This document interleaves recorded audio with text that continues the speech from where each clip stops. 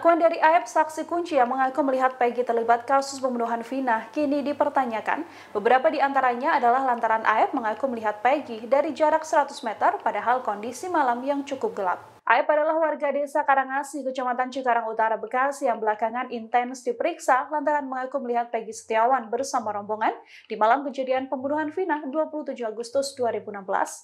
Aep juga membenarkan Peggy dilihatnya ada di lokasi saat peristiwa Vina dan Eki Cirebon. Aep menuturkan melihat Peggy dari jarak 100 meter di kondisi malam yang begitu gelap.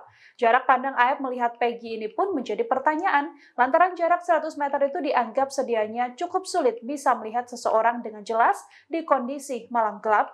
Aep juga bersaksi bahwa kala itu Peggy berboncengan bersama rekannya berbondong dengan 4 sepeda motor.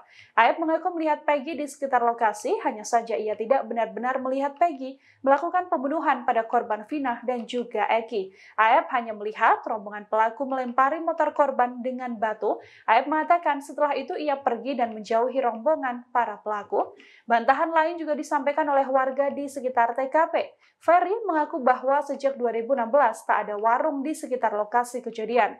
Bahkan ia menjelaskan bahwa warung di depan cucian motor tempat Aep bekerja merupakan warung nasi. Pemilik warung di sekitar lokasi juga bersaksi tak mungkin bisa melihat anak-anak nongkrong dari titik yang dimaksud oleh Aep.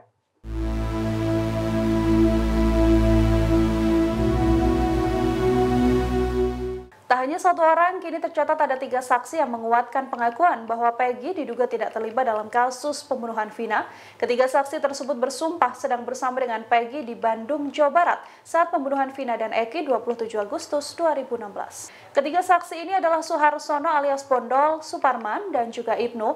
Melalui kuasa hukumnya Tony RM, ketiga rekan kuli bangunan Peggy ini telah diperiksa sebagai saksi. Suharsono mengaku pada malam kejadian, yakni 27 Agustus 2016, ia pulang ke Cirebon dan melihat adanya kecelakaan yang akhirnya terungkap merupakan pembunuhan Vina dan Eki.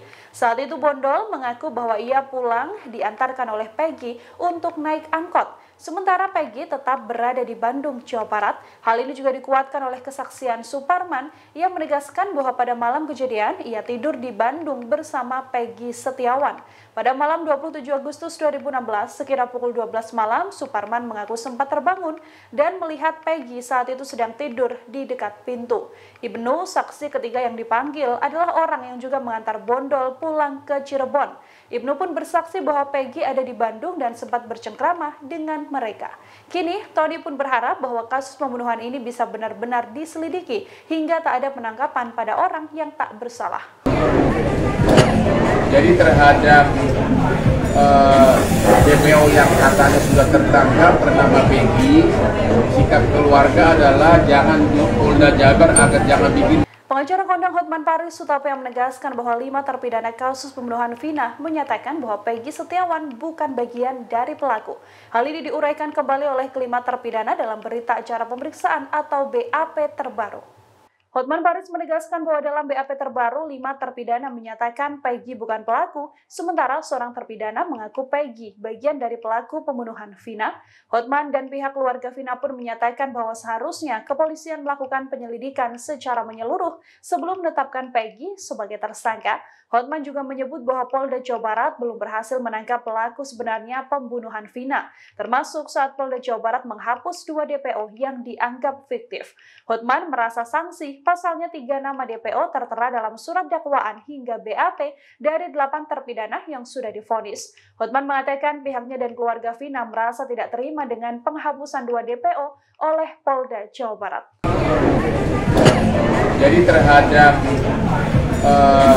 DPO yang katanya sudah tertangkap bernama Peggy, sikap keluarga adalah jangan di Polda Jabar agar jangan bikin tergesa-gesa membuat keputusan bahwa dia adalah pelaku begitu. Oke, sebagai tambahan, kami mendapat informasi bahwa 6 dari terpidana ini sudah di BAP lagi oleh Polda Jabar dalam minggu-minggu terakhir ini. Ternyata katanya 5 terpidana ini mengatakan bukan Peggy pelaku yang DPO, hanya 1 yang mengaku. Jadi 5 lawan 1.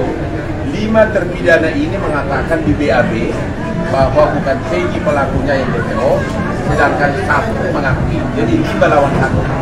Itu terhadap Peggy, ya. Jadi terhadap Peggy, keluarga mengatakan agar Polda Jabar jangan dulu terburu-buru mengambil keputusan bahwa Peggy adalah yang pelaku DPO.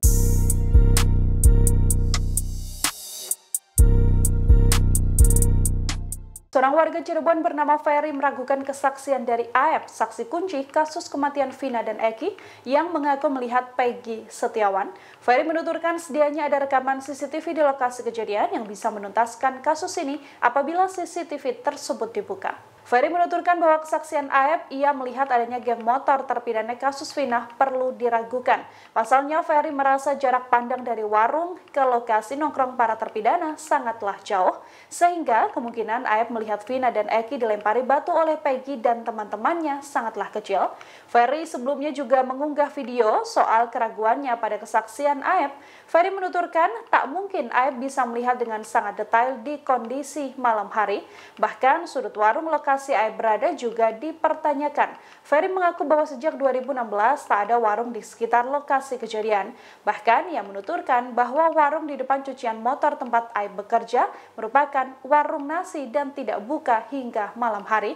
Kini dalam kesaksiannya Ferry juga menyebut bahwa di flyover TKP ditemukannya Vina dan Eki ada rekaman CCTV 360. Ferry mengaku apabila CCTV tersebut bisa dibuka, harusnya kasus Vina akan terbuka jelas tanpa tanda tanya. Ferry juga mengatakan di supermarket di sekitar TKP juga ada CCTV. Download Tribun X sekarang, menghadirkan lokal menjadi Indonesia.